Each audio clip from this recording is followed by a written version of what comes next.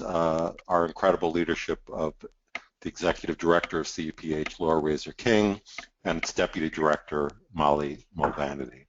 So thank you, and I look forward to the conversation. All right, terrific, Ian.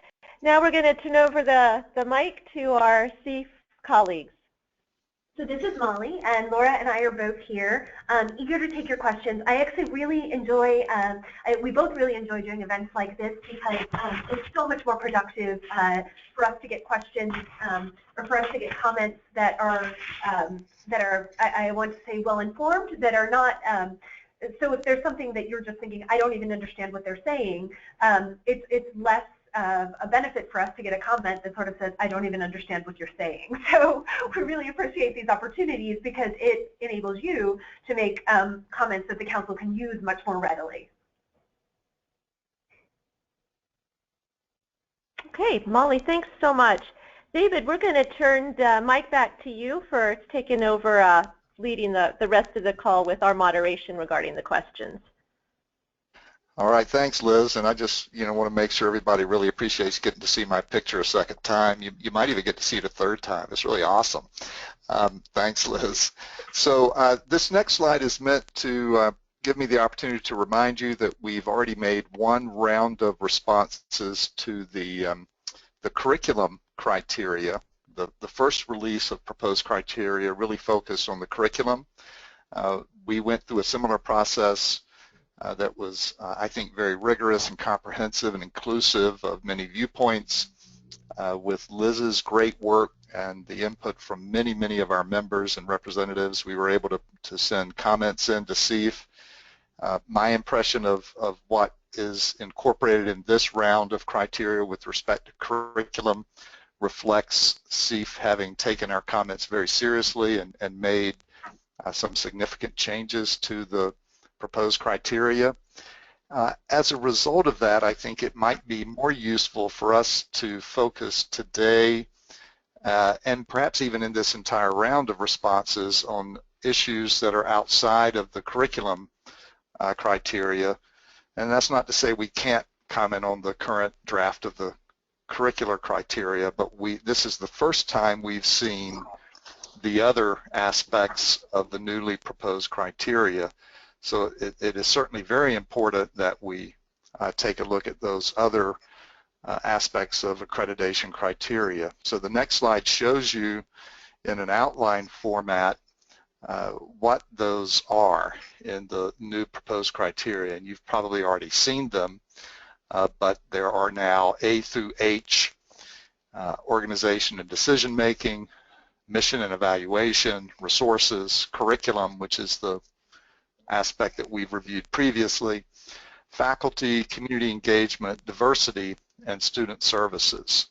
So as we go through this call, we may start with coming back to this slide and walking through it and seeing if there are particular questions or comments that people have in any of these sections regarding the newly proposed criteria. Liz, could you go to the next slide, please? So there's a lot of groups that have been activated to take a look at the criterion. These are the groups that ASPPH has put together and is staffing to enable us and our members to provide feedback to CEPH and, well, to ASPPH first and then to CEPH regarding these criteria. So these are a lot of groups. I'm not going to read them out, but we'll leave it up here just for a moment so that you can see the extent to which we're getting input. That also means it's going to be quite challenging to pull this all together, but I'm confident that we'll be able to do that based on the excellent outcome of the first round of review of the curriculum criteria. Liz, could we take a look at the next slide? So, you obviously can comment directly to CEPH. What we're trying to do is pull together comments and input from our members, but in no way is that meant to infringe upon your ability to respond directly to CEPH. There may be some things where you have a very strong opinion where the consensus of the group is a bit different, And so you should certainly let your voice be heard, or you may want to reinforce something that ASPPH is commenting on. So please feel free to comment directly to CEPH, and this information shows you how you can do that. And finally, just to remind you on the next slide, this is a way to enter information, ask questions, make comments in the webinar today so that we can get your input. Now, if we could go back to slide 9, I just might open this up to tee off if there are comments or questions. We'll start perhaps first with section A. I think it was slide 9, the criteria in round 2. Yes. Are there any comments or questions from the group regarding, we could start first with section A, I suppose, but if you have a burning question or comment in any section, when you make your question or comment, it would be helpful if you refer to the section and the criteria that you're thinking about.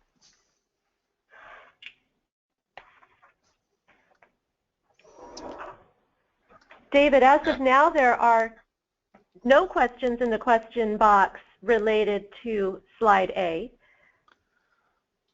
So we could give folks a minute or two if you'd like, or we could move on.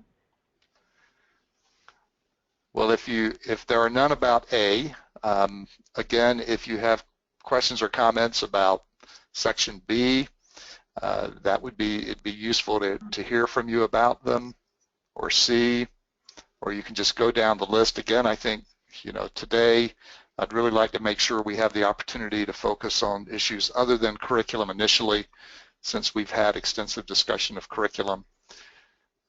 We have had a question come up about faculty, so if we're at that point, we can go to the slide in the slide deck that has a question about faculty numbers.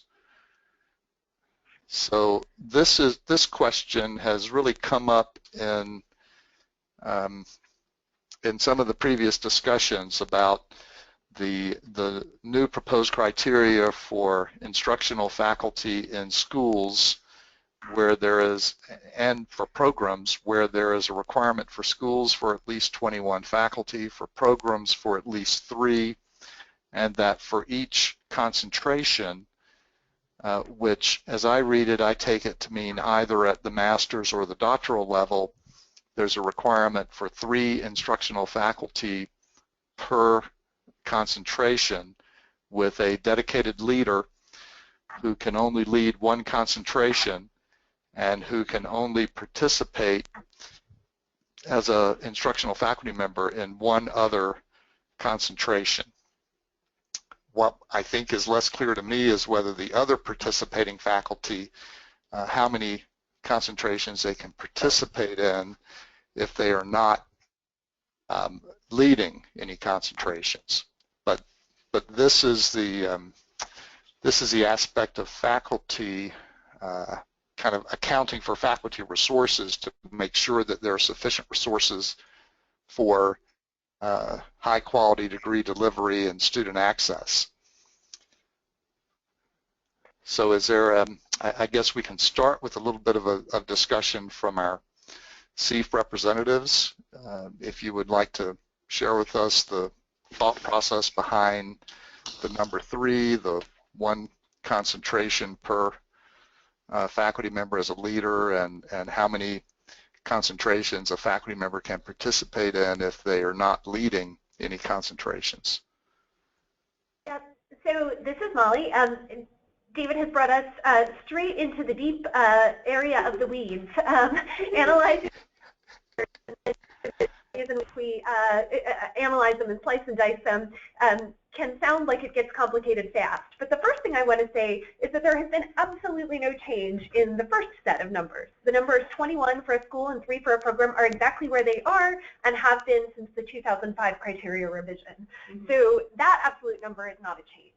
Also, there really isn't a change, although there's actually a slight change toward flexibility for programs. programs since 2005 have had to have 3 faculty members per concentration, no matter how many concentrations they have, whatever the concentrations were in. Because in our model in 2005 and 2011, schools were founded and based and defined around the 5 core areas, we analyzed faculty resources in schools based on the 5 core areas rather than based on concentration. I think what our discussions in the time since then, and certainly when it came down to the actual putting things down on paper phase, there wasn't necessarily a good rationale for not having quantitative requirements for concentrations in schools. If we thought they were important in programs, it's a little bit unclear about why we would think they were not or less important in schools. Plus, with this revision, the structure imposed by the 5 core areas doesn't exist anymore. So we had to start at a new place in defining faculty. So it made sense to go back to the model that we knew has been relatively successful, which is 3. And I may call on one of our counselors to give a little bit of the sort of more qualitative aspect, sort of philosophical discussions of the aspect of why we still felt that 3 was a good number. We didn't just blindly go to it because it's what we've had. But before that, I want to clarify a couple other technical issues. The new faculty model, the way faculty are reported in templates C21 and C21 and C22, the way faculty are reported is intended to reflect what you have been telling us since 2005, that faculty teach across multiple concentrations, and a model that forces us to categorize them into 1 concentration only just isn't a workable model. So that's where we started. And then we realized we had to put some parameters around this, because if you start allowing any combination, you know, as the statisticians among us can start to calculate, you can actually create a lot of concentrations with a small number of people if you are allowed to endlessly rotate them and create endless permutations. So we ran a bunch of scenarios to try and figure out what parameters we could put that would make some sense, and also allow us to have a reasonable handle on faculty resource and not just be reshuffling the same 3 people to create 3 concentrations at 3 degree levels, which we discovered is possible if you don't put some parameters on it. So the idea is that the concentration leader you know, is exactly as it sounds, and the concentration leader can participate in as many additional concentrations as he or she is qualified to and wants to. So that's the first important point, that the concentration leader can be in endless other concentrations if their contribution is appropriate. However, that concentration leader can only count towards a minimum of 3 in 1 additional concentration, if that makes sense. So this is some of our reducing those endless permutations kind of math logic. And so the idea is to show everyone's participation in all the ways that are appropriate to the school and to the individual's qualifications, but also to put some parameters so that you have a certain critical mass in each concentration. So every person,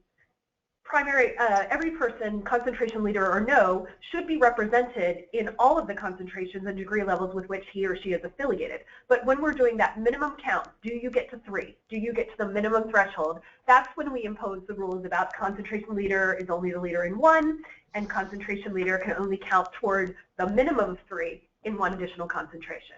So anybody can participate in as many as possible. We're only putting parameters about how you count to get to that basic 3. And now, I don't know, Ian, would you like to say something about our discussion about how we sort of reinforced that 3 was an okay number and some of the philosophy? Thanks, Molly. I'll just make a few brief comments, but would welcome John or Rahman or Ruth jumping in as well. I think this is a good example where the council really was focused on, you know, how do we assure quality? How do we assure excellence? And it was just that, you know, one of the aspects of the conversation is what is that right critical mass where you actually have faculty that can dialogue about the curriculum, its implications for field practice, as well as the right number of faculty engaged in research or practice-based research in these areas, were some of the aspects of the conversation that played itself out. But if other counselors want to add to that, or I'd welcome their thoughts. Yes, this is John Finnegan. I agree with that very much. I think the issue is again, it's looking at threshold issues about what is the threshold of capacity in this particular area, and certainly there's a lot of debate on where one draws that, but I think this was a way to draw that line and in a reasonable fashion, and I think based on a lot of academic experience, this seemed to be probably the best threshold that we could come up with that has a good rationale. So it is always a sticky question, but I do think that the capacity issue, as Ian said, is exactly the reason there needs to be some specification in this area.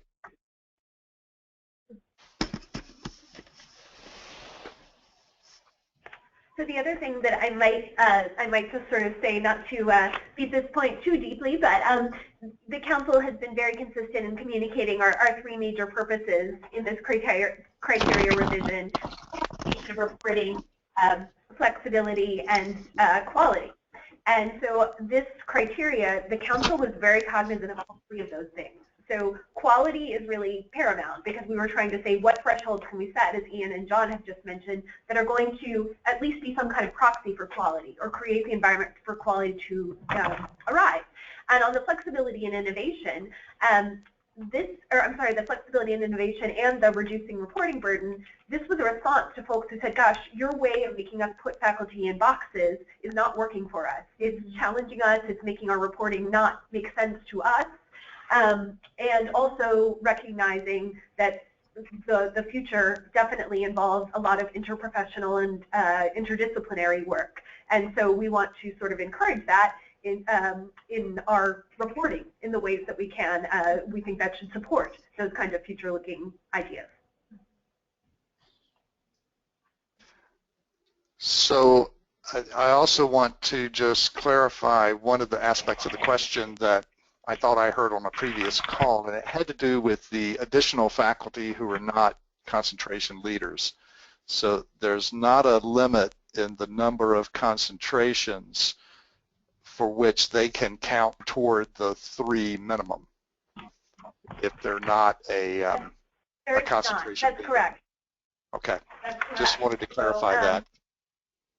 Right, and so that's as long as it makes sense, right? Because it is unlikely that a single individual could be, appropriate instructionally for a vast array of very different types of concentrations and degree levels. So, of course, it's subject to the kinds of peer review, and we'll be looking at faculty qualifications and a later criterion to make sure it makes sense. But, David, you're absolutely right. There is no limit on the number in which they can count toward that 3.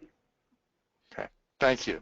So this question actually really is more about Section C in the criteria around resources than Section E, faculty, but it kind of overlaps. Any comments or questions? Have any come in while we've been having this discussion, Liz, about this particular issue? No new ones, and there's just a very general question in there that we could come back to later. Okay.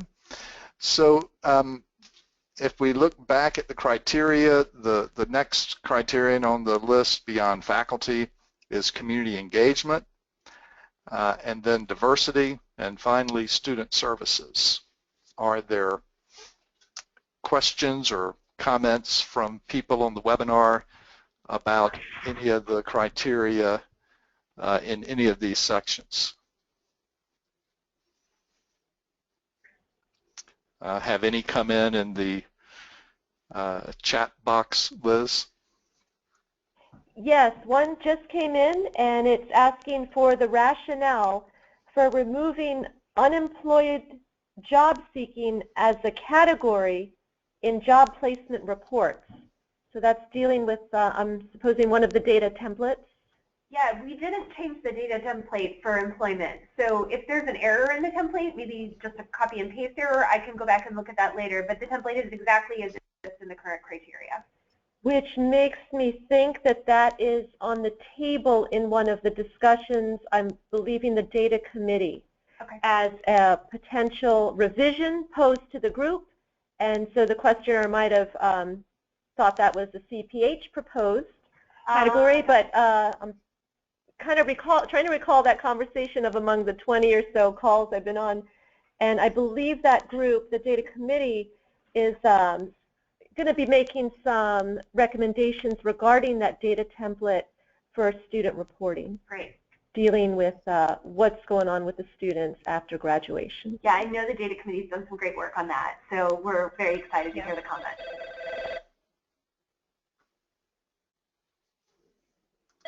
And that's all we have that's specific, David, in the question box. Again, just, oh, here's one. Hot off the press, can we discuss the criteria defining the school as one MPH and one PhD, but means a doctoral degree? And what's the rationale for that change? Right, so it was just amended, doctoral. Yes, so this is David. This is a question that we have spent a fair amount of time on, and we are going to come back to. We will absolutely discuss that. There's one other question I want to make sure we get to first, because we suspect that that question may end up taking a fair amount of time. So there was a question about the DRPH that has come up and is being discussed by the DRPH working group. That is one of the many working groups that ASPPH has activated for reviewing the criterion. And the question is really shown on this slide. So with respect to doctoral education in public health, the DRPH degree, is this a public health practice leadership-oriented degree, or is it one that prepares graduates for roles in academic research? Now, you know, within our Framing the Future document process, the definition of the DRPH that comes out of that process is really focused on the DRPH being the senior leadership degree in public health practice. And of course that includes some exposure to practice-based research and preparation of public health practice leadership for collaboration and participation in research with academic partners. But the degree as it's described in the Framing the Future document looks different qualitatively from a PhD program. We're aware, and perhaps Ian or John can comment on this in more depth, that some members are using the DRPH degree in a very flexible manner that enables schools to have some students get a DRPH that's very research intensive, where their experience looks much like the experience of a PhD student.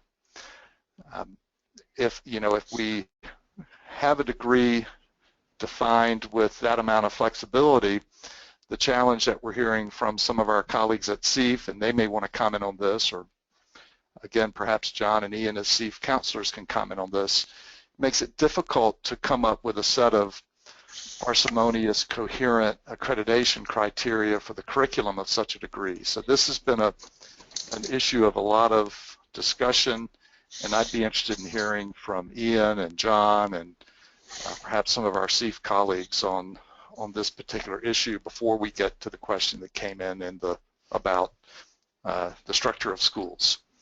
Yeah.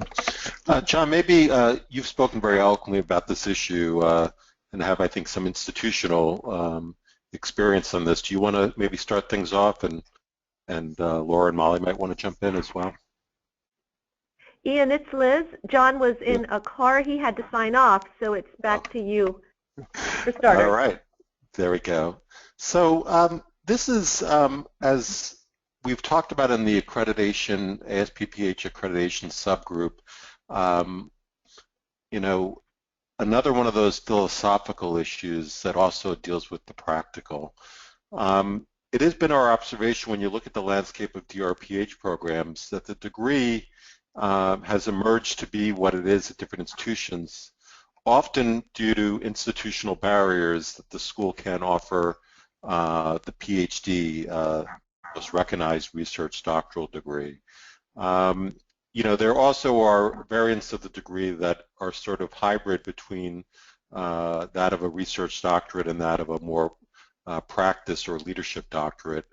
And then there is also another segment of programs out there, many of them more recently developed in the last 5 to 10 years, that more resemble a lot of the framing that is discussed in the Framing the Future task force. And so I think one of the questions out there is, what role does this criteria play in affirming where the field sees the future of the degree? Or is this an example where we want to offer flexibility, but what does that actual impact have for helping to better give an identity to the DRPH degree? So those are some of the issues out there. One thing just as a thought piece on this, if we were to leave the criteria as it's written, would this help schools and programs be able to go to their provosts or to their system and say that we'd like to offer the DRPH degree in the manner as described, and our accreditation expects us to do such? So a lot of different issues circle around on this, and lots to be discussed. Laura or Molly, do you want to add anything, or Aman or Ruth?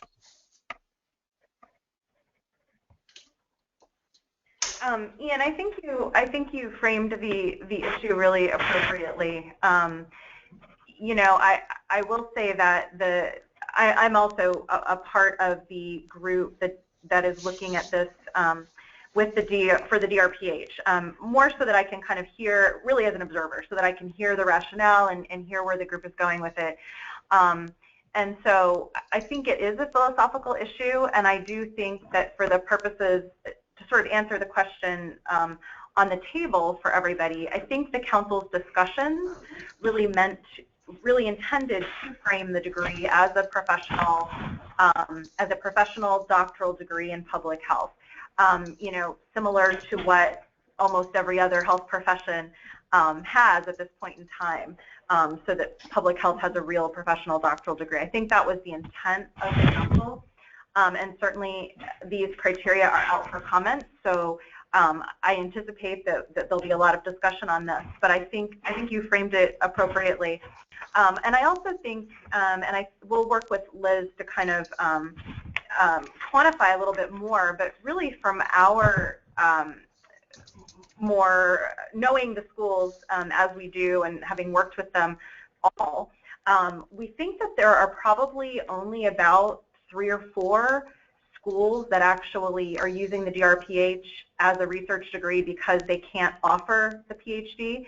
There are some perhaps who have it really have framed it as a research degree because they want to, but they also have PhD degrees as well. So I think, so as a practical matter, I think it really impacts few schools, and that doesn't mean that we don't care about that impact, but just to quantify that, I think that's important as well.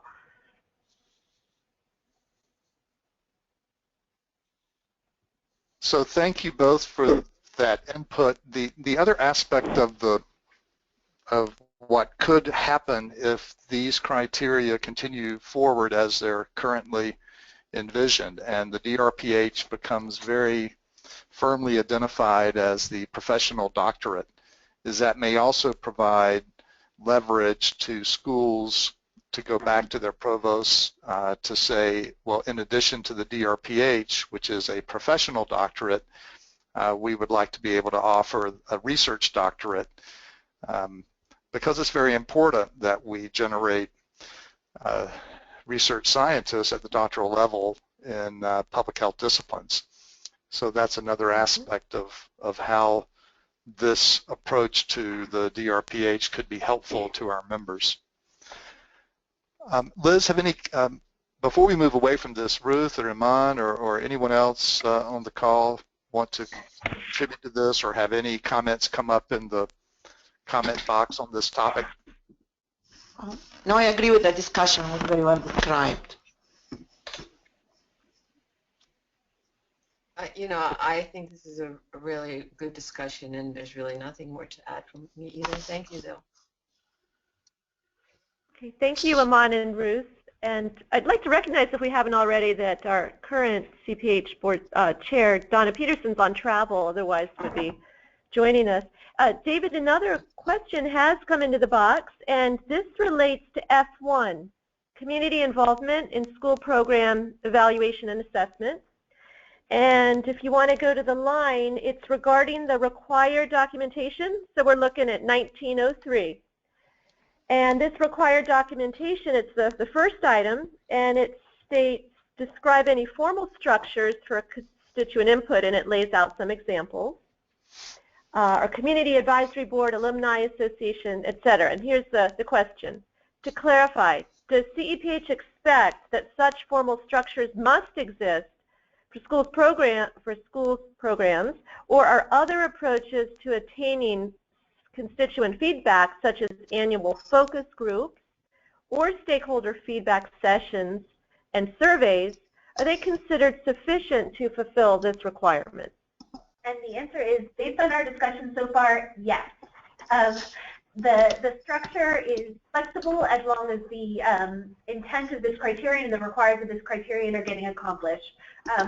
Because those kinds of boards are very prevalent, that was the first thing we figured would come to most people's heads, and that's the first documentation request. But if the answer to that documentation request is that we don't have a community advisory board, we use other methods as described below in number 2, that would be an appropriate situation. Great. There's a little feedback, unless there's any more comments by the panelists on the call. Okay. Thorough answer there. We are going to, a few comments back on the DRPH discussion. I'd just like to read them out. That one of the participants says, I agree that the DRPH should be a professional degree, and I would want us to affirm the expectation to have DRPHs actually teaching and in leadership within the schools. Reactions? Either in the chat box or from panelists. This is David, and I think, you know, I hear exactly where that's coming from. Most of our faculty at most schools and programs have PhDs rather than DRPHs. You know, if we are affirming that the DRPH is the professional doctorate within public health, then it would certainly make sense to have that degree and that expertise represented among our faculty. One of the things that I've seen or heard is that it's difficult sometimes for PhD trained faculty to be outstanding mentors for students who are interested in pursuing the DRPH degree just by virtue of the different background, different interests, different passions that people have. And so I think it's the comment is quite good that it would be desirable to have a balance within the faculty. You know, whether that should be described in the accreditation criteria in terms of faculty resources, I suppose is another matter. But if we think about the part of the criterion that talks about the appropriateness of the faculty for the concentrations that they're participating in,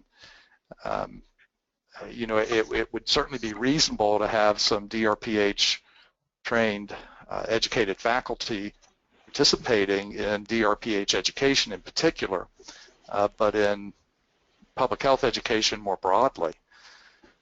That's my take on it, but I don't know whether it needs to be specified as a requirement or whether it should be evaluated in the process of accreditation. Ian, do you have a comment on that? Sure. I think, you know, I really appreciate, David, how you frame that in the sense this would be our common theme as I think we move forward through rounds 2, 3, and as needed 4, is when is it the role of accreditation and when is it the way the field defines things. I think the key thing that I heard coming out of that question is really an affirmation that if we want to take what is, I think, a real growing chorus of comments about where the DRPH should be, where accreditation criteria can really affirm, and well, Dean Finnegan's no longer on the line, can kind of set the floor for the degree, rather than what exists right now, where you have such a variety of types of students graduating with this degree. And so this could be the generational change for the field that at least those who are advocating for a DRPH as described in the Framing the Future Task Force really seek. And so we're defining quality and excellence in a very specific way here. So I like the nature of the question. We could debate what goes in and what's out, but it does seem like an affirmation that the criteria should once and for all really define the DRPH in some manner, at least similar to what the criteria currently is written as. This is Laura. I also wanted to compliment Dean Goff on your understanding of how the criteria fit together, because as you were talking, I was thinking, oh, that's exactly the answer I would have given. And I think that the commenter, I'm not sure who made the comment, but that's really, you know, that's an astute comment, and it's something that we do talk about. And we do have in E1, we talk about faculty education and experience being appropriate for the degree level and the nature of the degree. And so that's kind of where you capture that more qualitative sense of the faculty and the mentoring aspect of, you know, practice faculty, mentoring people preparing for practice, that kind of thing. But it's definitely more complicated than just, you know, someone trained with a DRPH should be mentoring, you know, someone training for a DRPH, because really sort of where we are now is that there are a lot of people with a DRPH that really were trained in research just like a PhD. So we wouldn't, and there are also plenty of people with a PhD who are actually very active practice-based folks. And so we would really take that as, from an accreditation perspective, as a much more qualitative analysis of how it was working at that particular school. So it's probably nothing we would count at this point. I'm not sure the field is ready for that, but it's definitely something that we take into consideration. And oh, go ahead. And this, I was just going to say, our framework for in E1 that Laura was just talking about, so we say faculty should be appropriate for the degree level and the nature of the degree, but then how do we define appropriate? The structure we use is education and experience, and we talk a little bit about what those two things mean. Experience especially is a larger umbrella, although even education has some nuance to it. So we sort of look at the totality using that structure, education plus experience, to judge whether an individual is a good fit for the degree level and the type of degree. Thank you, Molly. And this is Liz. I would like to call out lines 912 through 914, which is in D2, the DRPH proposed competencies. And there's a new pedagogy section there that speaks to this, delivering that the DRPH candidate would need to be able to exhibit delivering training or educational experiences, and using best practice modalities and pedagogical practices. So just there's another question here that's come in related to the DRPH. Then we have a couple more I'd like to try to get through before our time's up.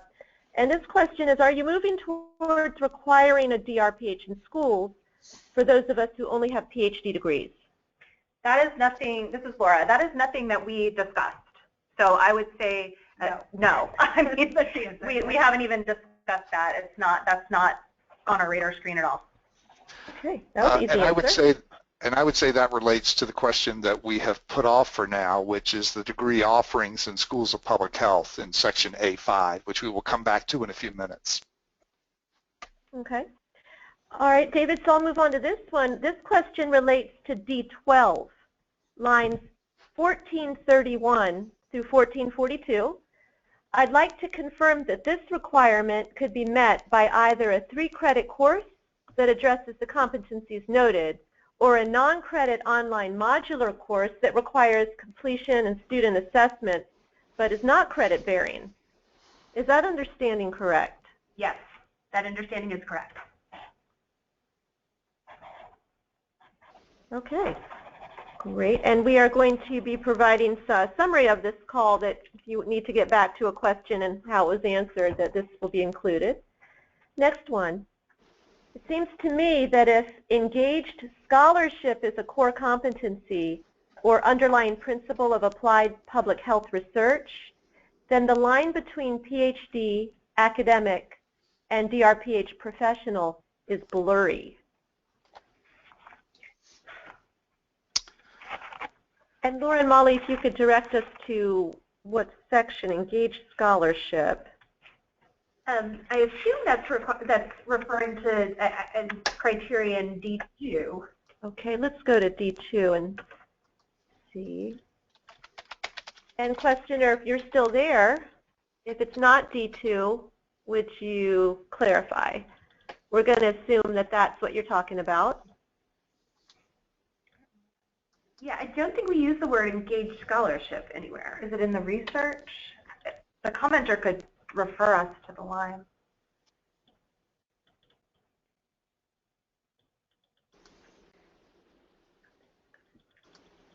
No. Yeah, we actually use the word engaged, never in that context, actually, in the document. So I'm not exactly sure what the reference is to. I could only imagine that that was sort of a paraphrase of criterion D2, which is the DRPH primary competencies. Or is it in the research? Is it Yeah, in? we don't use no, that we don't word use it. No. Okay, here's some clarification from the questioner. Really just speaking to the distinction between the PhD and the DRPH in the intent, our school has adopted engaged scholarship as an underlying principle. So Scholarship is a very broad term. I'm sorry, go ahead. yeah, I guess I was going to question the person with the question about if you're talking about engaged scholarship, if you're thinking about community based participatory research or community engaged research, or you know, scholarship is more than just research, of course. So what is the you know, I think the distinction that some see between the PhD and the DRPH, I would say, is to some extent similar to the distinction between the MD and the PhD, right? So it's the leadership degree in public health practice at the doctoral level, which benefits from some understanding and ability to collaborate and participate in research that's appropriate to the setting of professional activity, similar to an MD, but is not the same as a PhD. So I don't know if that's helpful as the analogy, but I'd be interested in more of a discussion of the blurriness that you see from engaged scholarship. We expect both MDs and PhDs to have engaged scholarship. We expect, especially if they're on a faculty, we expect nursing faculty similarly to have engaged scholarship, whether they have a PhD or a DNP. So I'm not sure. It would be helpful to understand the blurriness better.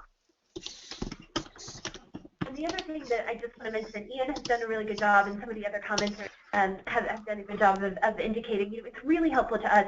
At the end of the day, you know, we have to write accreditation criteria, and we are going to say something about what the DRPH is, and we do say something about what the PhD is. So it's really helpful for us. You know, these are complicated discussions that will play out over time and will take many, probably different forms over time.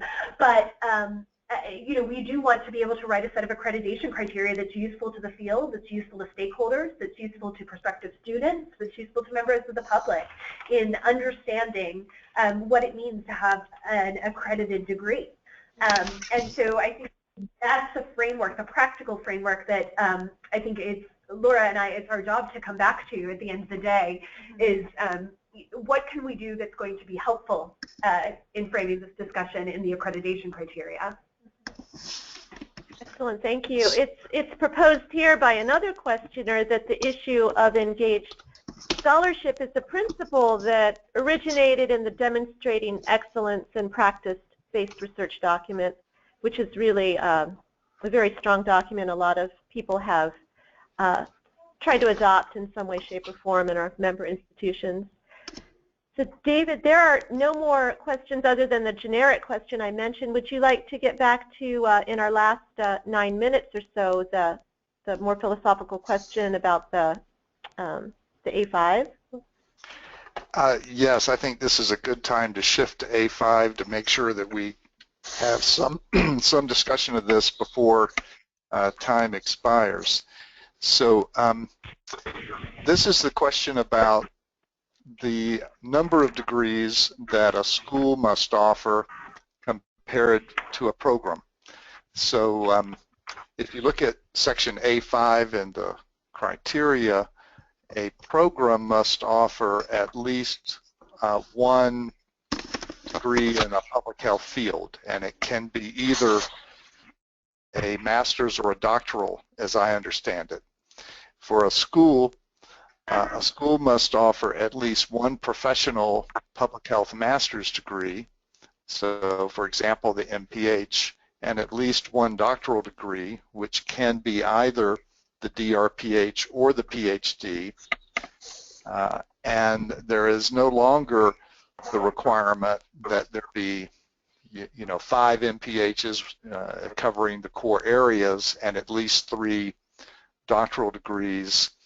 The criterion as currently proposed is 1 and 1 is the minimum number required.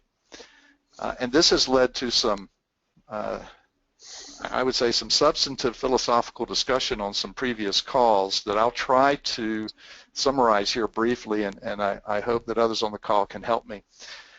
So if we take a student perspective on the quality of their academic experience, this criterion, 1+1 for a school and at least 1 for a program, means that there may be relatively little difference in some ways between a small school and a large program, or between a small school and a program in particular. But for an individual student, if we're thinking about their quality of their academic experience, it shouldn't necessarily matter whether they go to a school or whether they go to a program. They should be able to get an outstanding academic experience and come out with excellent public health competencies appropriate to the degree that they have pursued. And so if we think that this criterion kind of minimizes some of the differences between schools and programs, from an individual student perspective, perhaps that's okay. But then people have asked the question, well, should a school be expected to be making a more broad impact through the totality of their graduating class and through the totality of their research programming and through the totality of their community impact through partnership and workforce development? Should a school be expected to be making a broader impact through its collective output? And if so, how do you define that? How do you know it when you see it? And in the past, it was 5 master's degrees, 1 in each of the core areas, and at least 3 doctoral degrees. And 1+1 may not be right, but what is the right way to identify a school? Is it sufficient to say it's the autonomous organizational administration where the school reports to the highest level in the university and the minimum number of faculty being exceeded with appropriate faculty for the concentrations that are delivered? Is that sufficient, or is there some other filter that we want to describe? And if so, what is it? What is it? How do we know a school when we see it? Ian, you've been very thoughtful on this issue. Would you like to comment? Sure. Well, first, again, David, thank you for a wonderful summary. This is a real tough issue, and I think it goes back to, again, what is the role of criteria? What is the role of the field, an organization like ASPPH, and for that matter, the marketplace? And so I think this is an example here where, I hope that everyone on the call and beyond will think about, what is the issue around quality that plays itself out if one was to actually do 1 and 1. could one deliver quality and reach an impact with that? The other thing also, which I'll just add, and Molly noted very early on, is the issue about flexibility. And so, you know, part of, I think, a lot of the conversation was whatever number we came up with seemed quite arbitrary, other than what has become sort of a holy number in our field thanks to criteria of the number 5. And so are we indeed producing quality if we mandate 3 fields of study in the MPH? You know, are we not offering quality if all we require is 1 PhD? You know, I think one of the issues that one might think about is, you know, should the criteria focus in on the scale of the organization, the nature of the organization, rather than on the degree offerings as a definition of what is a school or program? I just wanted to make 2 observations that have come up from different folks during different phases of the discussion of this particular aspect. The first one is sort of a practical consideration. We've said that the floor for a school is 21 full-time faculty. I think the likelihood that you could hire 21 people just doing the exact same thing is slim. I'm not saying it's non-existent, because some of our larger schools probably have research groups that are that large. But in general, the number is going to get us a certain degree of diversity on its own. I think that's one sort of practical consideration. And the second one is one that comes, I would say, from probably our staff perspective, working with a lot of developing prospective, you know, programs and schools over the years, that sometimes there's a pressure to sort of, what's the word, to proliferate and create concentrations where they aren't necessarily wanted or needed. And to maybe make some arbitrary distinctions to get yourself to a certain number of concentrations. And we kind of don't want to force institutions into playing a kind of a hokey game where they're making really fine line distinctions that don't really exist just for the purpose of getting to a certain number of concentrations. And that's something I've sort of seen you know, over the years and experiences developing institutions. The other piece that I would say is when we think about the 3 differences that exist in this set of criteria between schools and programs, there's the autonomy issue, the number of faculty issue, and the must offer both master's and doctoral issue. So those are the kind of 3 issues. There is no program that I've ever worked with or known except those transitioning to schools that have autonomy that could meet that. I have never met a program or seen a program that meets that characteristic. The other 2, certainly question mark. But you know, I think that, and we heard in earlier phases of this discussion on criteria that autonomy was a, if not the, fundamental principle that was important to folks in terms of you know, preserving quality in our field. Ruth, you represent a program. Would you like to make any comments here? Sorry for my delay. I was unmuting. Well, you know, we have been saying over and over again for each question the 2 important words that the Council has been trying to wrestle with, which is quality and flexibility. So I think for this question as well, we have been trying to make sure we articulate for the degrees for which we accredit how to measure what are ways of ensuring quality education. So that's one thing. And then the flexibility that comes with programs and schools as a context that recognizes that the quality of the education is measured separately from, you know, what we would envision as a program or school's different in the qualifications.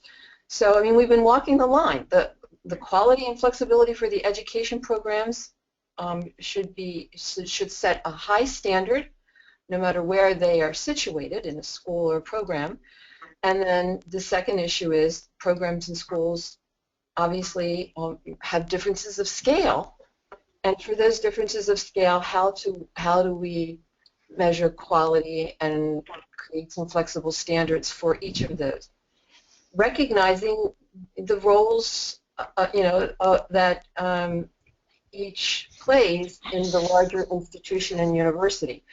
So, we are all sort of trying to find this balance, and I think what you see here is an articulation that captures both our commitment to quality and flexibility in the education programs, and also acknowledging that they can be then situated, these degrees, in different types of institutional structures and arrangements, for which we also are wanting to understand the quality measures that are helpful for those.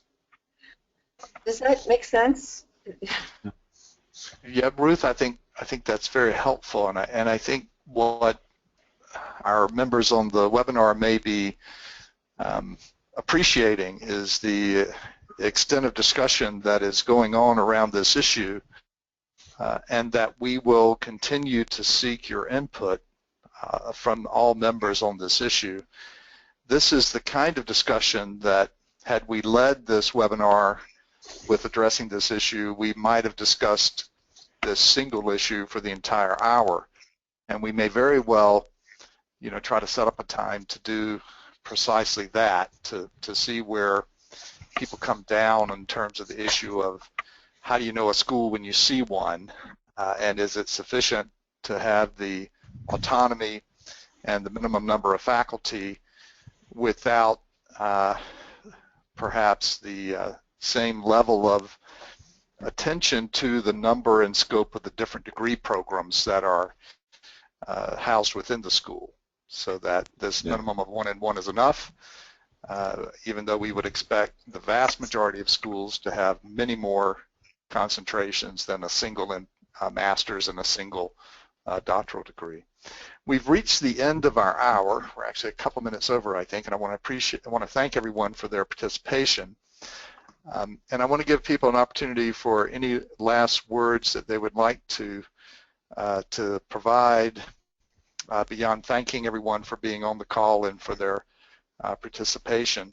We'll look forward to your continued input. There are ways in which you can give that input, which I think include the ASPPH listening online discussion communities.